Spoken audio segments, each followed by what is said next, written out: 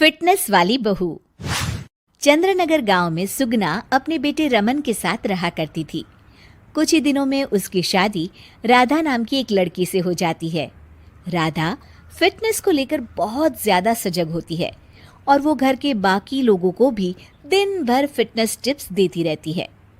बहू, आज तो मुझे आलू पूरी खिला दो। नहीं माँ जी, उसमें बहुत ज्यादा फैट और कोलेस्ट्रॉल होता है। आपको तो मैं आज प्रोटीन सलाद बनाकर खिलाऊंगी। कुछ दिनों तक तो सब ठीक लगता है, मगर धीरे धीरे सुगना और रमन दोनों ही राधा की इस आदत से परेशान होने लगते हैं। राधा, मैं मानता हूँ हमें फिटनेस के प्रति सजग रहना चाहिए, मगर बाकी की चीजें भी खानी उतनी ही जरूरी है। रोज रोज प्रोटीन सलाद थोड़ी ना खाया जाता है। आपको तो खुद तला फला खाना है, माँ जी का तो आप बस बहाना बना रहे हो।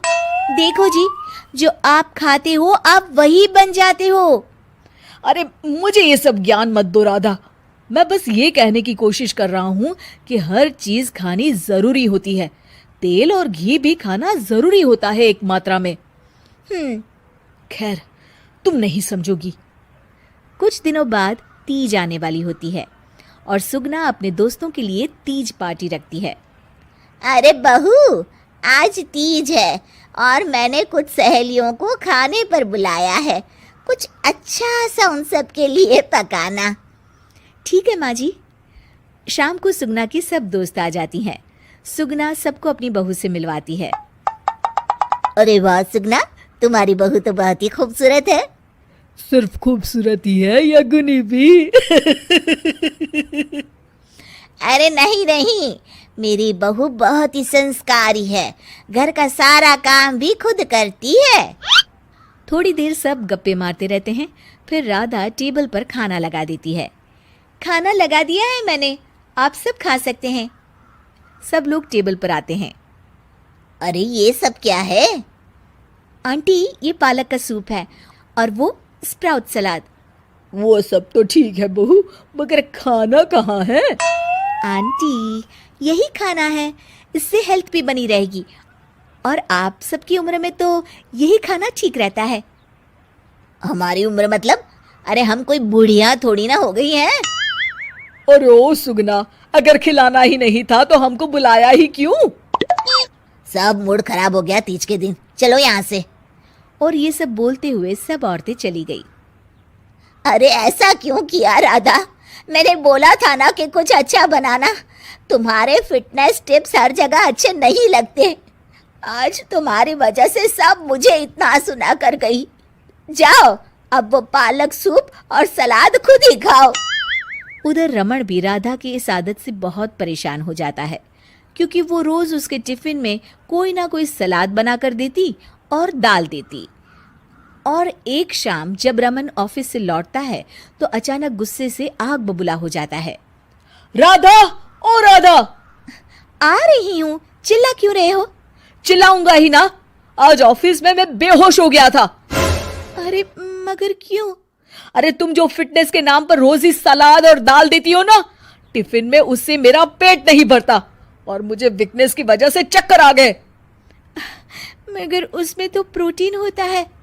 हर चीज लिमिट में अच्छी लगती है राधा, चाहे वो फिर प्रोटीन ही क्यों ना हो। उसके अलावा भी सबकी मात्रा खाने में जानी चाहिए।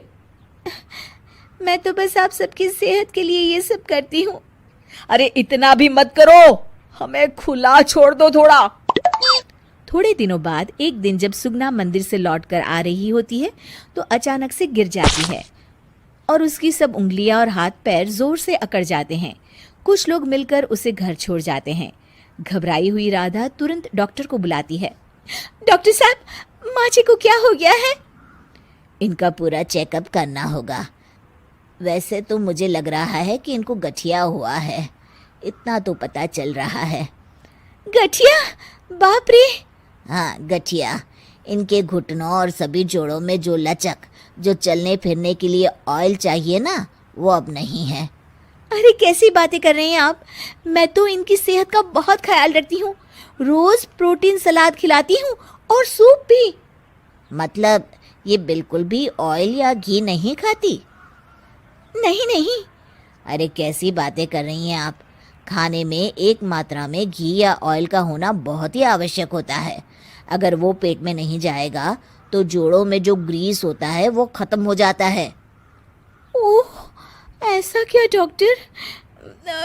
माँ जी ठीक तो हो जाएंगी ना? हाँ हाँ, हो जाएगी।